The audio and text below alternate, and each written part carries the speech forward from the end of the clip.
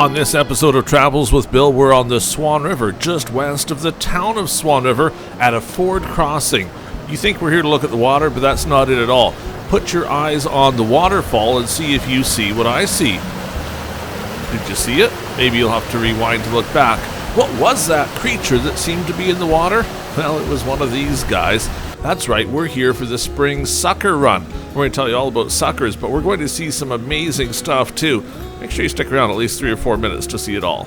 Now, if you're charitable, instead of calling them suckers or white suckers, you could call them mullet. That's generally what they call it if they're going to feed it to people, because then you don't think you're eating suckers, and it's all in a name sometimes. These little fellas seem to have gotten stuck here in the water. So what exactly is going on?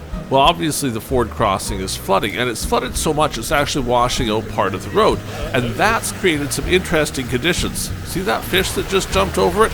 Well, that's the first part of what we're here to see.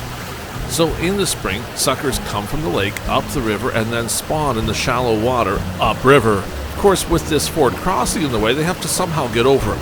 There is a fish ladder here, but with the flood going on, the fish are finding an easier path, or at least some of them are. They're coming up the side of the river, and then they're coming up this little waterfall, and swimming as fast as they can go.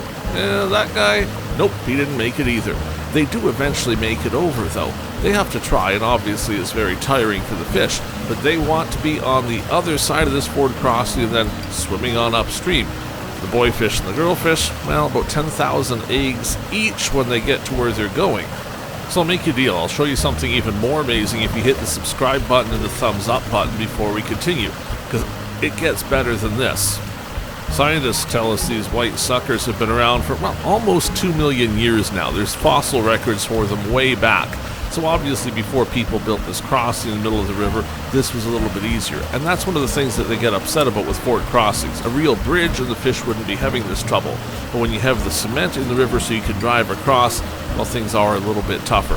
Fish ladders help. When you have this much water, obviously some of the fish are getting through and some of them having a lot more trouble.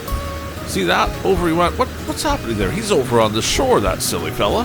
He's actually not the only one. You see, because the road is washing out beside the crossing, when they jump up the water here and swim on over, well, the fish are having a little problem. You see, they're going so fast, they're actually coming out of the water onto the shore, or what would be the shoulder of the road normally. And it happens time after time after time. Fish comes over, and there's another one. Well, there's a good look at what a white sucker looks like, and back into the water he goes, and now upstream to where he wants to be. Suckers are bottom feeders. They use their fleshy lips to suck up bottom sediments and other organisms that may be located there. They'll eat almost anything they can, but most commonly small invertebrates, algae, and plant matter. Large predatory fish like walleye, trout, northern pike, catfish, they actually eat white sucker. Now, humans don't bother suckers too much for food, although in the olden days they did, and some people still talk about that, because when suckers are doing this, obviously you can catch them pretty easily with a net or even just a bucket in some rivers. They say if you can them, you can make them taste a little bit like salmon. Ooh, that guy didn't go too far. He at least turned and went the other way. And a few of them do. He didn't make it. A few of them make it. They make that turn quick enough to get into the main channel and keep on going without falling out.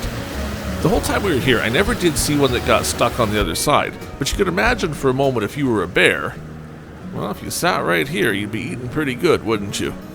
World record for white sucker stands at 6 pounds, 8 ounces. That was down in Minnesota. But these fish are spread all over North America, and obviously lots of them here in Manitoba as well. Each spring you get 3, maybe 4 days of this, where the fish are running upriver and you get to see them. Normally you would never see them this good though, because if they're just in the water, obviously they don't come out. It's when there's an obstruction like this, they have to work so hard to get over. Oh, there's one, another one. Somebody's got to make it through. Oh, I think he still washed himself off there. This fella actually got stuck for a little while. We were starting to get worried about him. So I went over here, but it's actually pretty neat to see how he manages to get back in. Normal flopping doesn't work. He flips the other way, and pretty soon, back in the water he goes. Now you'll see how he sits here for a little bit. He's pretty tired, not only from swimming upstream, but then being out of the water for a while. But after a minute or so, he gets going again, and off to join his friends, I suppose. Oh, another one that made it. Almost past the turn, but not quite. You'd be right to be suspicious. Obviously, I've been doing some editing here. So how many fish were there really? Well, it took about an hour to film all of this, and I threw about half of the fish away for not being the best shots. So we were seeing one fish jump over that waterfall about every 20 to 25 seconds. Sometimes there'd be 2 or 3 at the same time. In fact, for a while you could even see fins at the waterfall there as they were waiting in line to make their try. Now this should be a road. Normally you would drive through here as a smooth concrete thing with culverts under it, but with this much water, of course, there's no driving through. We should take a look at it because its power is awesome to see just how much water is going across. If it wasn't flooding, you would drive through, the river would go through under it, and, well, it wouldn't be that big of a deal at all. But seeing the water come over and seeing just how angry it looks as it's churning starts to make you understand how they generate so much electricity at those hydro dams, right?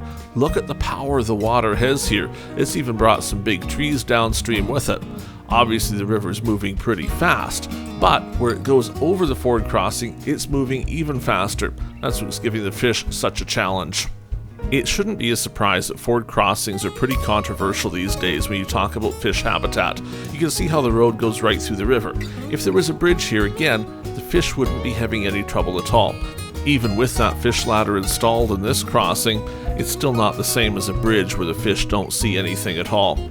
Some ford crossings have already been removed, and there's certainly talk of whether the rest need to come out, and you can't build any new ones for the most part either, because if you're going to cross the river nowadays, you better do it with a bridge so you don't bother the fish. 2022 has been a wet year. Much of this runoff isn't actually from spring melt. There's been a lot of rain in the area as well, and there's been lots of flooding in Manitoba. You can check out some of the other flooding videos on the channel. Have you subscribed yet? Well, hopefully you did at the beginning, but if you haven't, we'd certainly like for you to subscribe. That makes sure you see all the new videos. It helps us out as well, and makes it so we can get you more of these neat videos. This is what it would look like if we could drive across. If you put a vehicle in here, though, the force of that water would wash you off in just seconds.